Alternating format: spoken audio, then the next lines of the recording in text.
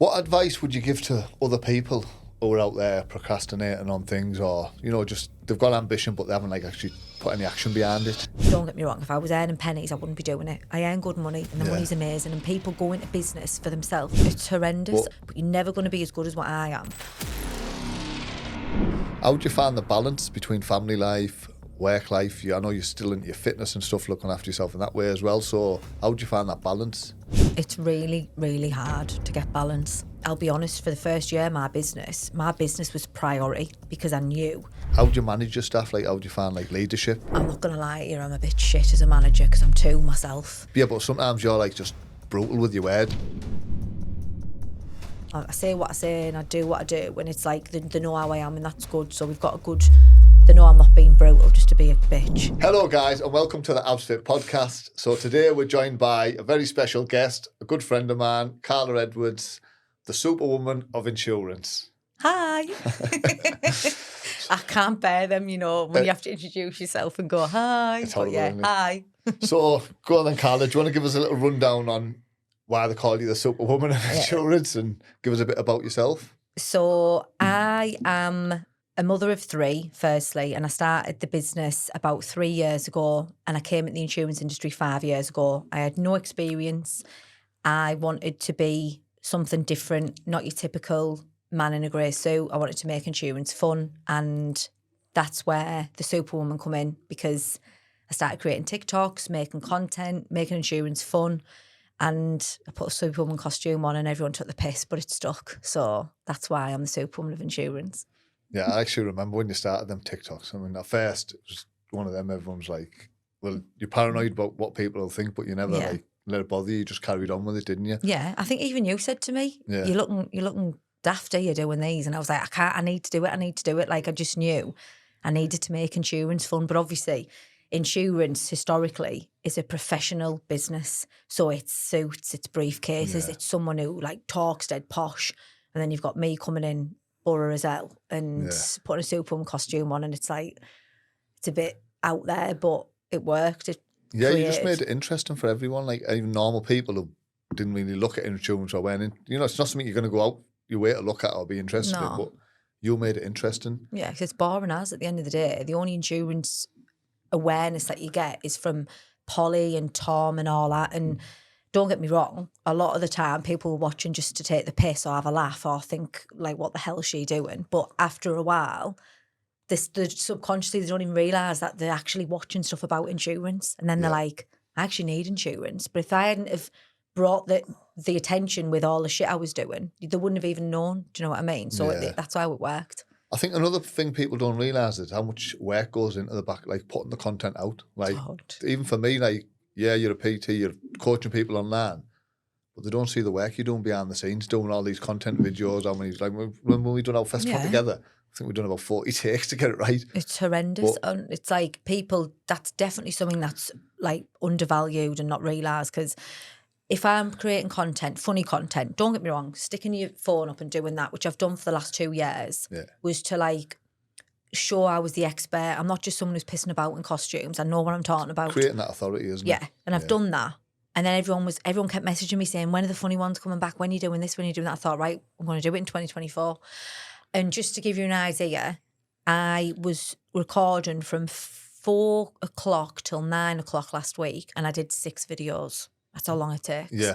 Because it's like, it's not just like that and it's done. It takes so much time and effort, changing clothes, getting costumes, making sure the kids aren't in the way, making sure the lighting's right, like retakes, because it's not, you know, it has to be 100% correct. You're putting so much time and effort into it. So yeah, when people like, just like, oh, make that, I'm like, yeah, it takes like hours to do that. Yeah, it's not as simple as a thing, is it? Like, even man now, like, you're having to like script them, because it's all right just jumping on camera and going to say something, and then you end up making a mistake or you're going back over it. So it's like spending time just scripting them all and like thinking about topics that people are interested in, people are like struggling with and things like that. And what's going to be interactive, because at the end of the day, it's all right us thinking, oh, that's good. But if it's not interactive to the people who are watching it, they're not, it just gets scrolled by. So it's like, it's constantly trying to think of new ways, new things, being relevant and staying like, I suppose, in touch with your customer and your client and knowing what people want to know about, which is hard. It's like... Yeah, but it's 100% there when you said about your showing your personality as well. So when you started, I remember when I said to you a few times, like, loads of people are copying off you now. Yeah. In your industry, which you'd never seen before, people doing that type of content. And all of a sudden people are starting to copy it, but they can try and copy content. You can't copy personality. Yeah. That's why it's important to like just show your own personalities. I know, but to anyone who's actually starting to do that, honestly, I was the biggest green-eyed monster going, like, I hated it. I'd sit there and I'd think, I'm putting all this time and effort in, I'm coming up with all these ideas, and someone's just rocking up going, I'll do that, and copying it. And it does your head in, like, it makes you so angry. Yeah. But at the end of the day, you can't control. Don't worry about what you can't control. I can't control if anyone else copies me. And it took me a while to understand it, but it's such a cliche, but no one's as good as an original. You can copy all you want, but you're never going to be as good as what I am, because I'm the one who's starting it. Yeah, yeah. So like, but it takes a while to understand that. And everyone is going to copy, and it is a compliment, because it means people are thinking this is good, this. You've started a trend, haven't you? You've set a pattern in that industry that's not been there before. And I think you've even had big organisations reach out to you to come and do speeches for them and stuff, haven't you? And people helping, like wanting help with the content and how to market and how to do things and make it interesting, because it's like, obviously, like, loads of people can be good at content, but it's if you can deliver the service as well. So like, without sounding big-headed, I can do both. So I can create good content, but I'm also amazing at my job. Yeah. So like, my content goes out, and then they can see what's coming in terms of figures, sales, who's getting covered. But then you might have someone who's mint at doing that side of things, but shit at making content, or mint at making content, but don't have a clue what they're advising on, can't give good advice, can't deliver on service, shit at communication. So it's when you're getting, like, that's when I knew I was doing the right thing, when they were both correlating with each other. And it was like, I could see, do this content, I get a spike, and it was working alongside each other. Yeah, of course. Even with myself, like, when I first met you and I had my insurance elsewhere, and then when you looked over my policy, like, the policy was loaded. Yeah. It was shite, really, wasn't it, basically? And obviously, when you've looked over it, and I seen how good you were at your job, because you picked up, and you didn't make me waste money or look for the wrong thing. It was just like, keep that in place, but add this on, or like, tweak this. And it was just putting the extras on rather than just saying scrap it, where other people who'd looked at my policy were like, oh, you need to scrap that and start from scratch, where I would have lost all the years I'd built up. Yeah, because in reality, I'm not saying everyone's like this, but there's a lot of advisors in the UK that at the end of the day, we're on commission. So whatever I sell, that's what I earn. So it's obviously heavily commission driven, and people want to make sales. So when you're getting advisors who come in and say, that's crap, get that changed, just make sure you trust your advisor, because the amount of times, like, I'll honestly, if I see someone's insurance and I think it's decent, I'll say to them, leave it where it is, don't need to change it out, because I know they'll recommend me. It ain't worth to flip a client and get paid a commission and knowing that that client's now got either worse cover or is paying more than they didn't need to. Yeah. It's like, I always say, it's conscience over commission. I'd rather go to sleep at night knowing I've done my job right than get paid more money. Do you know what I mean? Yeah. But some advisors aren't like that, so just definitely is worth getting checked, but make sure you're the right person's checking it. Yeah, of course. So in regards to like balancing, you've obviously got a family as well. You've got a very busy business. How many? I mean, you've got quite a few staff working for you 7 now. Like 7 advisors. I know when you first started up, it was just yourself, and then obviously you built up quite quick from that. How would you find the balance between family life, work life? I know you're still into your fitness and stuff, looking after yourself in that way as well. So how would you find that balance?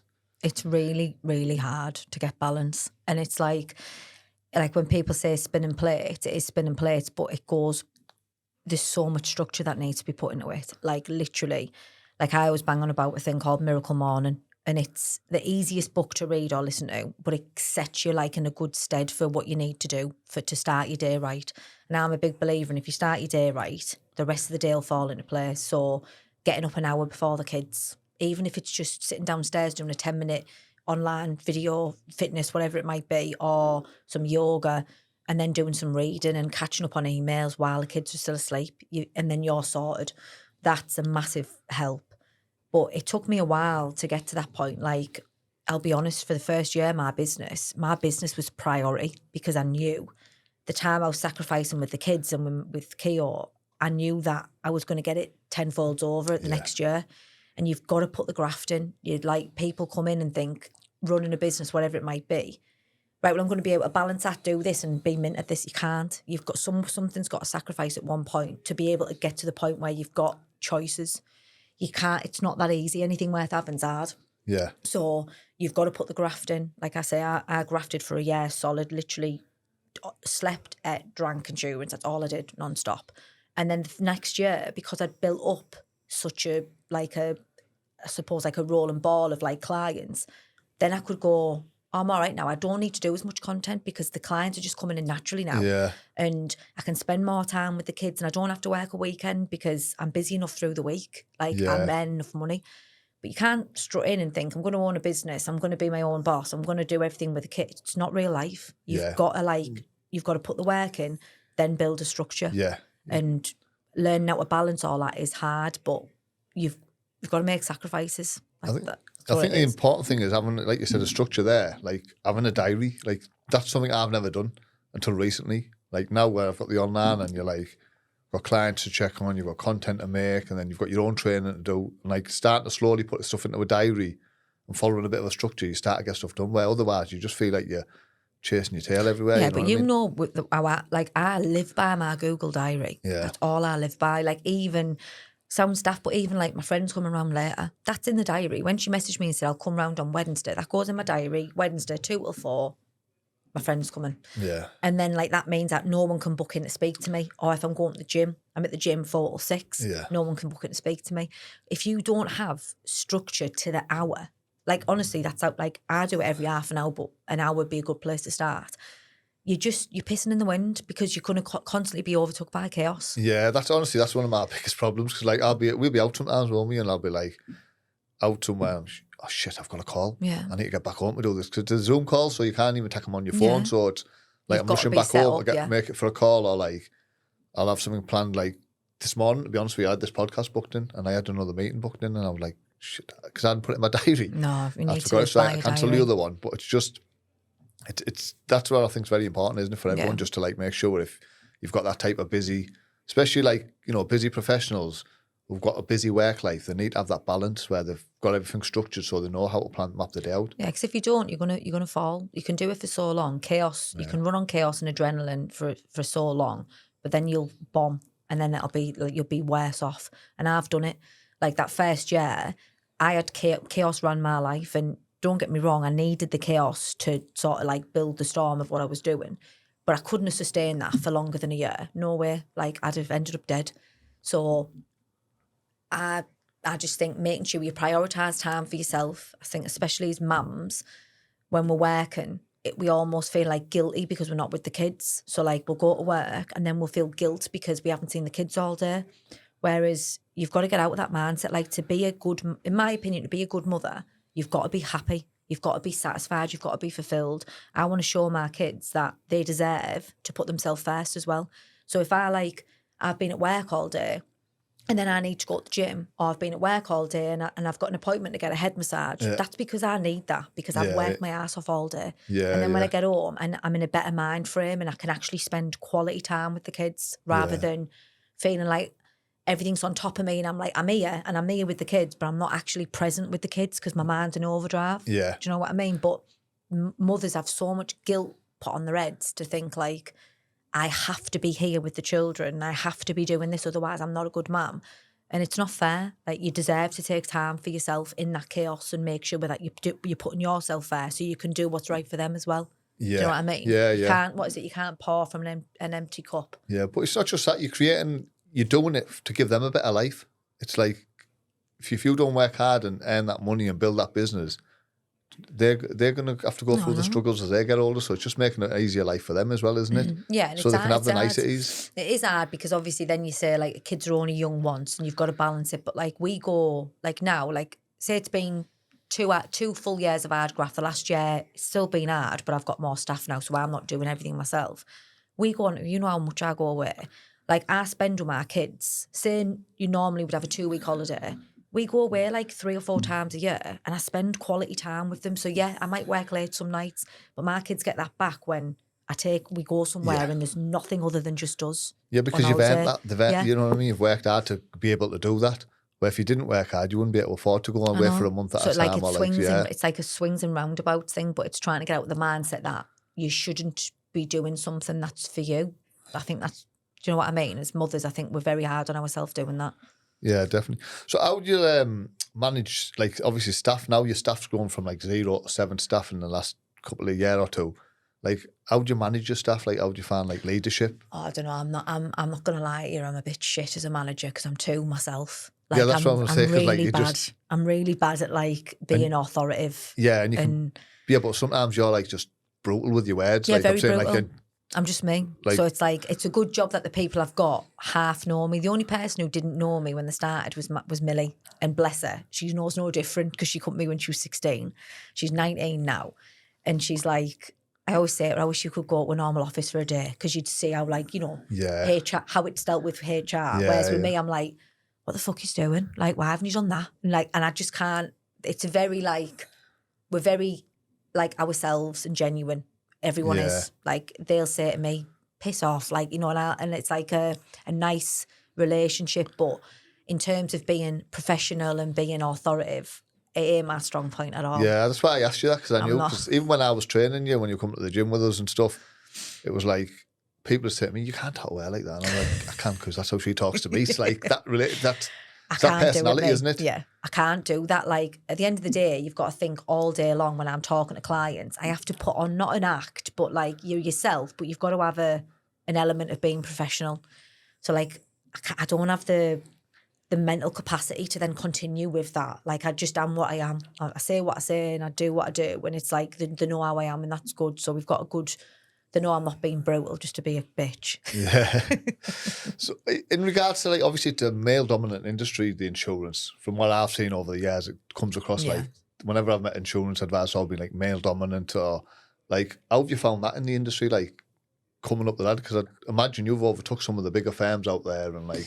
Yeah, like the advisors, it is strongly, heavily male dominated, and it's got a lot better in the last couple of years. A lot younger generations are coming in. Honestly, anyone who's thinking about getting into insurance, it's the best thing I ever did, because it's so, if you're passionate about it and you understand it, it'll be the best thing you ever do. And we need more females in the industry, but men have always dominated it. It's, with every type of financial services, I think it's quite heavily male dominated.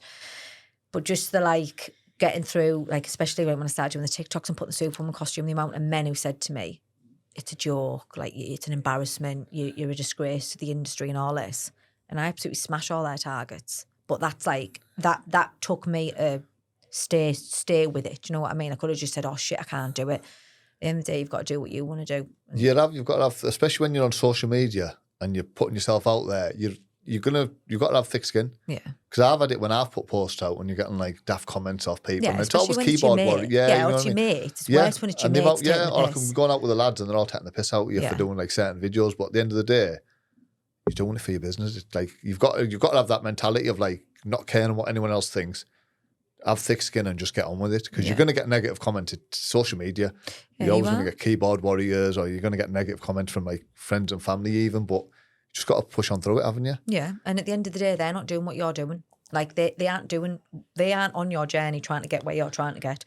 So unless they're doing exactly the same thing as you and they're exactly the same mindset as you, it's actually irrelevant what they think. All that matters is that you know why you're doing it and you're pushing forward with it. Yeah. That's it. I've come across loads of other coaches out there, like, and I'm struggling, I can't do it, I don't know how you do it. It's like, put yourself out there. Yeah. You've got to put yourself out. If you're not... I know, but it is hard, isn't it? Because not everyone is like that. Like, people find it really daunting. Like, some of my advisors are like, oh, I hate going on the thing. And I'm like, look, I just think, as much as you say put yourself out there, you also need to be that certain person. You've got to feel comfortable in what you're doing. Like, there's a bit of uncomfortability. There still is with me. Yeah. I don't watch my videos. It makes me cringe. But I know why I'm doing it. So that leverages more than the uncomfortability. Whereas some people literally can't get past that uncomfortability, so they're forcing themselves to do it. Yeah. And then if that's the case, stop doing it and find something else. Because when you're uncomfortable, it comes across on the camera. Yeah, and it's very clear to clients and to customers, whatever industry you're in, that you feel uncomfortable in what you're doing. Yeah. So you've got to either push through that and just get over it, or move on and find something else to do that suits you, because not everyone's, like the way you're wired and I'm wired might be completely different to when someone else. You've got to do something that suits your personality. Do you know what I mean? Yeah. I know, because I'm like that sometimes with other people. Like, why don't you just do this? And like, and it's like you've just said, some people aren't wired that way, are they? You just got to have it. What do you think's been the biggest factor contributing to your success with your business? Because you have grown like really fast from what I've seen over the last couple of years. Like, in all honesty, I'm a bit of a psycho. Like, I'm like, if you give me a target, I'm wired like, I set myself targets and I need to hit them. Like, something, I don't know, I think you're either, like I've spoken to you about this loads of times, like you've either got a fire in you or you haven't. Oh, and yeah, there's certain people who haven't. And that can be from the childhood, from their upbringing, from where they've been, what they've gone through. And I just had something like, you know, like my dad used to always say to me, you're not going to be this, you need to be this, you need to be that. And when he passed away, I was like, I need to do it. Like, I can't just be like, I need to prove I'm better than just accepting this. Like, being a single mum, going to uni, I knew I needed to do more. And I think the way that my brain works is, if you set me a target, I need to smash that target. So then I get to another one, and then I get to another one. It's not completely healthy, in all honesty, because at what point do you say, right, that's enough? Yeah. Like, now I'm at, like, I want to do 1 million. And Keo's like, yeah, but when you do 1 million, you're going to say, I want to do 2 million. Yeah. I'm like, no, I'm not. I'm going to stop at 1 million. Once I know I've done 1 million, I'm a £1 million business, then I'll stop. And he's like, yeah, but you won't, because then you'll say, yeah, but this. Yeah, but this. So it's like, I'm visual as well. So like, I have to have visual reminders everywhere, you know, like pushing me all the time. Like The Secret, loads of people roll their eyes at that. But for me, like my first 100,000, I had that on the wall when I went to bed. I had a massive check on the bed. So when I laid at night or when I woke up in the morning, the first thing I seen was this £100,000 check. Yeah. And I was like, when I'm knackered, when I'm drained, that's what I'm doing it for, because I need to know that I've got to that point. So like, again, everyone will push himself in different ways, but ultimately, you need to have your passion and your fire for what you're doing. Otherwise, you're not going to even get off the starting line. And I think you've got to surround yourself with the right people. Yeah, when it comes to that, like, it's surrounding you. Like, when I first started personal training, I never thought you can take a business like that into like 7 figures. Yeah, you've smashed it. But now when you look at like, and some of the guys that like, I'm in mentorships with people, and some of them are like way beyond what I could even dream of. And you look and think, well, if they can do it, I can do it. And you're pushing now, like, because I've surrounded myself with that, where if I'd have stayed on the gym floor doing what I was doing, you can never, there's only a limit of what you can do on a gym floor compared to online. Yeah. Because you can spread further. It takes balls to do that, though. Yeah. Like what yous have done, like literally shutting down your gym and going completely online, and you were running a very successful business in the gym. Like, that takes a lot of guts to do that. And sometimes you need to do that. Sometimes you need to take risks. At the end of the day, I always say, like, whenever Keo, like, he takes the piss constantly because he's like, you're not wired right. Like, I'll just say to him, what's the worst thing that can happen? So if I can handle what the worst thing can happen is, then I'll do it. Yeah. So like, when we bought the house we're in now and we've renovated, I rang him and I said, bought this house. It was a lot of money. And he was like, are you winding me up? I was like, yeah, like, are we going to do this, blah, blah. Yeah. He's like, no, we can't afford it. And I said, no, we can, because I'm going to make sure we can. Yeah. He's like, yeah, but what if we can't? I said, but then we go back to the other house, or we buy another house. That's it. I can live with that, but I can't live with not trying. At least you can look back and say, I tried. Yeah, I can't live with not even doing it. The regret to me is worse. It's better than sitting there thinking, what if? Yeah. It's like me now with man, when we were closing, it was like, me and Samina both had thoughts of like, oh, are we doing the right thing? Because it was bringing in good income. Yeah. But at the same time, for me to succeed with the online, it needed a lot more commitment. So I thought, I can't keep running between the two. Yeah, you've got to make a choice. So I had to make that choice, and I had to just take the risk and shut it down. But what's the worst that can happen? Online flops and I've got to go and open another gym, or go and work in a commercial gym or whatever. Yeah. But you're still going to have a job at the end of it, aren't you? Yeah. But exactly, like, that's when you were saying it to me, I said to you, just do it, go for it. Because the worst that's going to happen is you're going to have to go back to where you were. Yeah. It's no worse off. And don't get me wrong, it's even like people, the amount of people that say to me, oh, you don't want to learn, it must be easy, it must be a lot cheaper. But they don't see what goes on in the background. Yeah.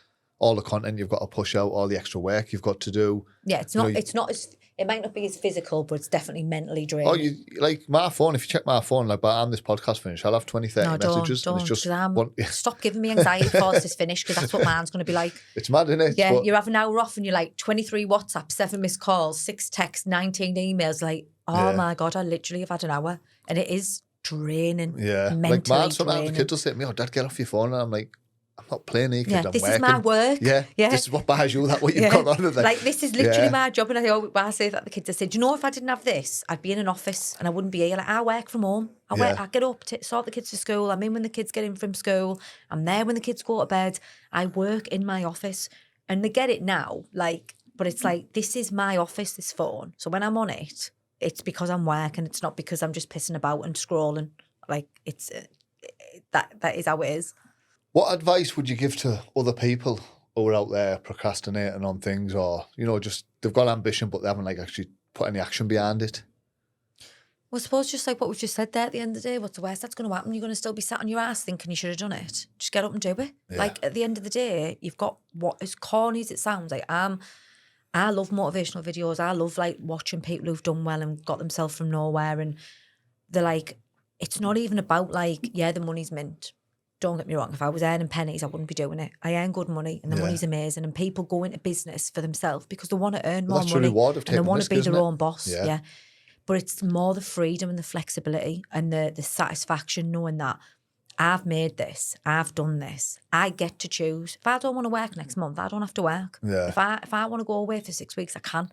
And that, to me, you work 70% of your life. Yeah. So from now until you're 70-year-old, you're working your ass off Monday to Friday.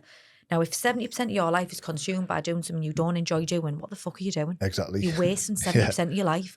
Make sure that what you're doing, you enjoy and you've got passion for it, and it gives you a reason to get up and enjoy what you're doing.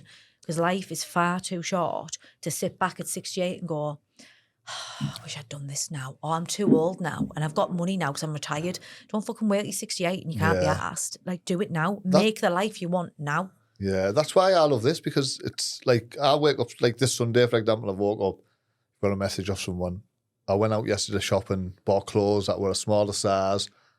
I cried in the changing room out of happiness. Oh, did like, you? Yeah, but like, it's stuff like that that makes it worthwhile, isn't it? Because at the end of the day, you wouldn't achieve that in a normal job. You're not going to give that sort of gift to somebody else, are you? No. And it's just stuff like that, waking up, getting them type of messages, or seeing someone who's like, I don't know, 16 stone go to 10 stone. And it's not just the weight loss, it's the confidence that comes with it. Yeah.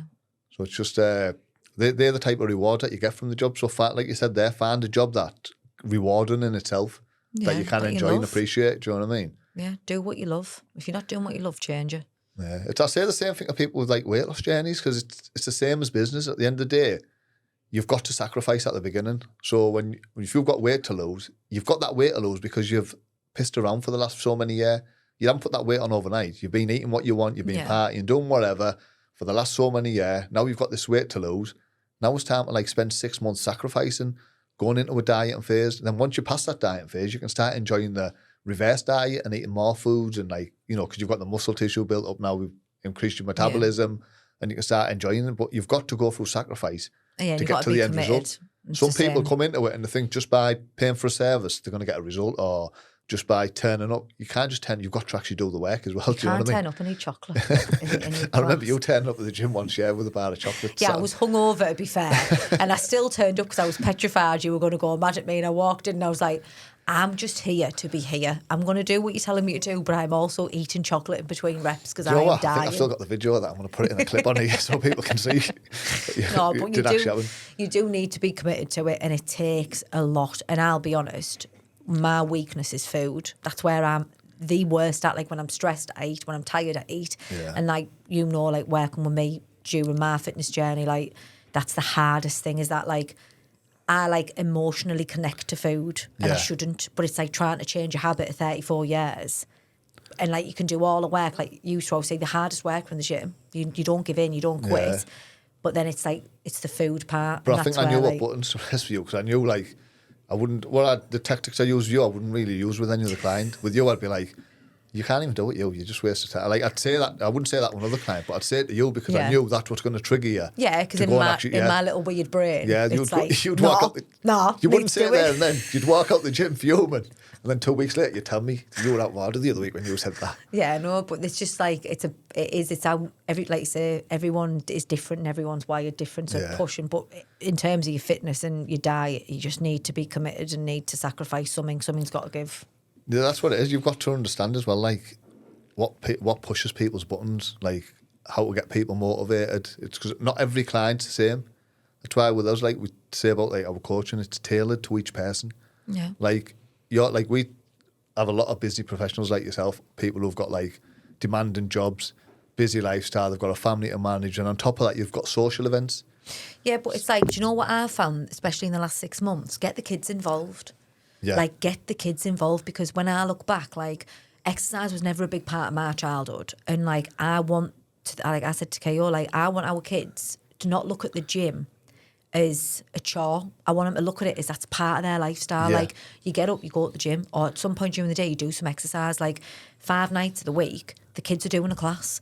The kids are going, like, Teddy comes in from school now. He does a 3K run with Jackson after school. They're 8 and 9 and 13. Yeah. Like, I want that to be there, just ingrained in them. Do you know what I mean? Like, as a habit, a good habit, because then you're not trying to change habits when you're older and it's too late. And like you say, you've done the damage. Yeah. So, like, try and get the kids involved in it, because it's something you can do together. You know, you can all go for a run. You can all go swimming.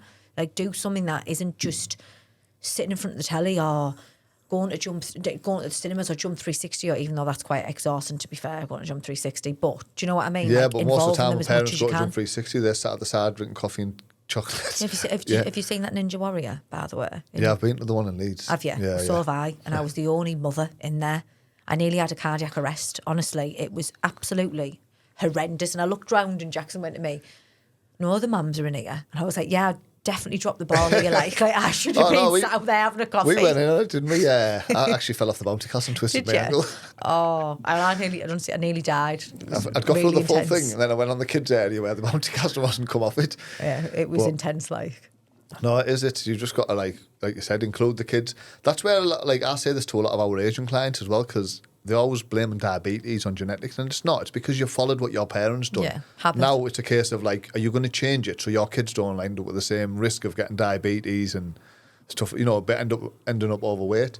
So that's why with our kids, I make them, like, go out and train and exercise, and it doesn't have to be going to the gym, whatever they like, as long as they're doing some sort of, like, my daughter was doing gymnastics, then she went to wrestling for a bit, then jiu-jitsu. I didn't care. They were jumping from one, but they were always active doing something.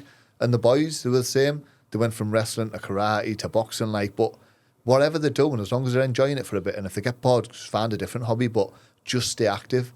And now they're all in, like, decent shape. They look after, they're healthy. Do you know what I mean? Yeah, you're not saying get yourself a 6-pack, but just make it so that you understand that that's just part of your life. Create new habits rather than following what other people have done and then blaming, like, that's ridiculous. Your diabetes because of genetics. No, it's not. Honestly, that's the amount of people that say that to me. Oh, yeah, but it's in our family. It's not in your family. Your family have got it because of the habits and the culture they follow and the food diet that they follow. You're following the same diet. So you're getting so you're going to get the same illness. Yeah, like, if you change your diet, you're not going to get it. But it's just one of them things. Make sure you're insured if you're at risk of diabetes. Yeah. Give Karla a ring, the protection parent, and get yourself insured, guys.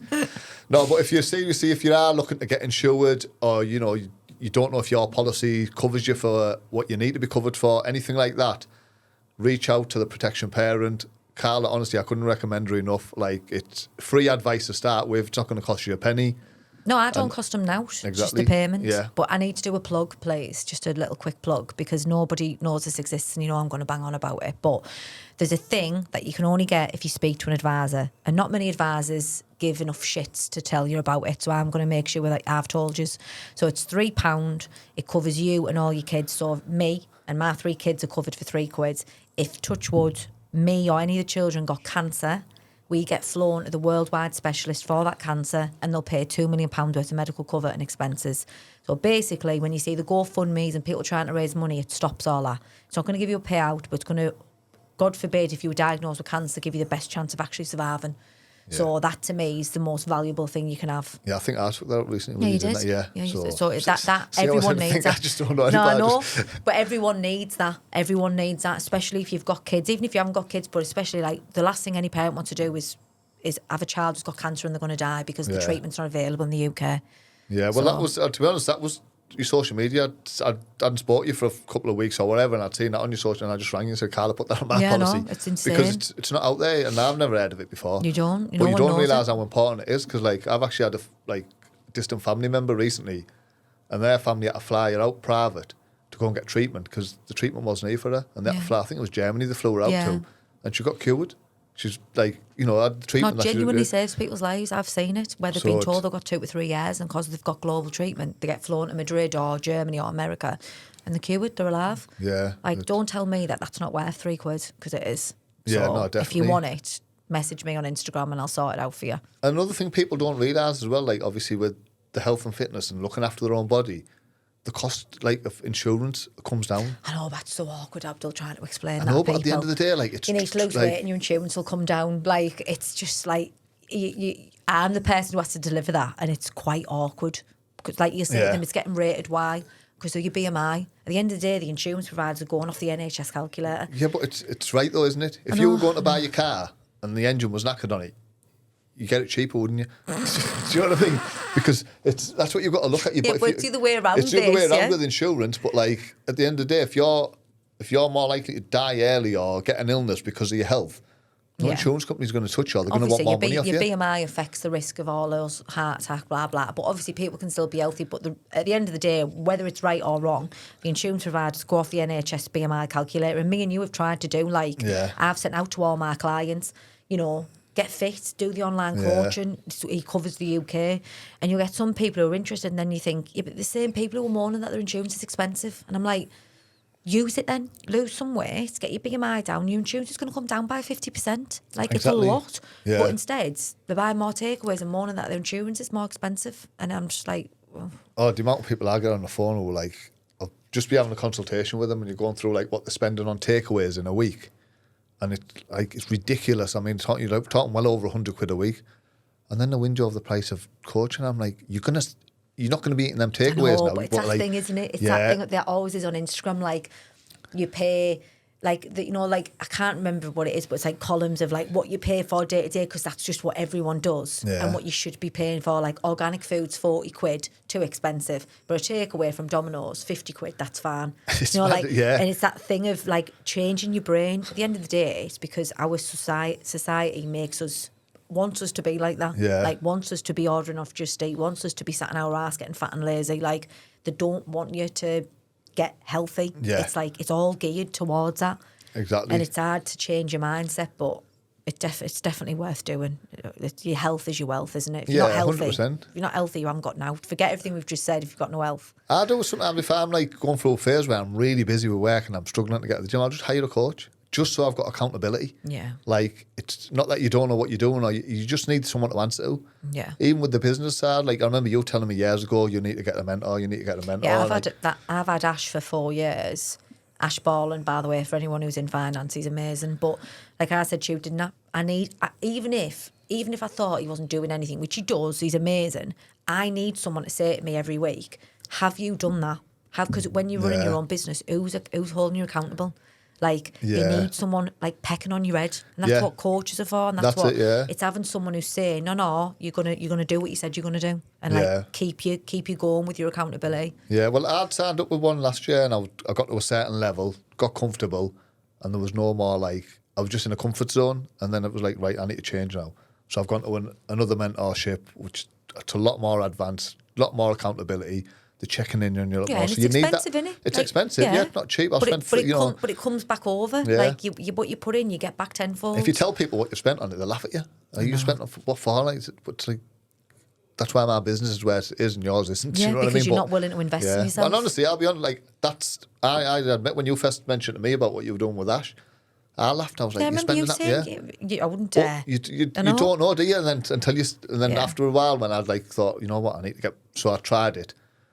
Got on with that, and then it's oh well, that's worked so far, but now I need to go to another level. So you just spend a bit more and get a bit better results, don't you? It's just investing in yourself and making sure that you're doing everything you can to say, when you look in the mirror, I've done everything, I've tried everything, I've done everything I can possibly to get where I am. And I suppose that's the same. It applies to fitness, it applies to business, it applies to whatever you're doing. Yeah. You need to do the best you can do, and sometimes you need someone holding you accountable to help you get there. Yeah, 100%. I think that's everything we've been through. So if you do need insurance, guys, don't forget to hit up the protection parent. And if you're struggling with your health and fitness and you want to lose some weight and save money on your insurance, drop me a message or hit the link in the description below and we can get you sorted. I'll put a link in for the protection parent below, and I'll also put a link for us to book a consultation call. If you've enjoyed it, guys, don't forget to like and follow and subscribe. See you all next time. Bye. Thanks for joining us, Karla. Thanks for having me.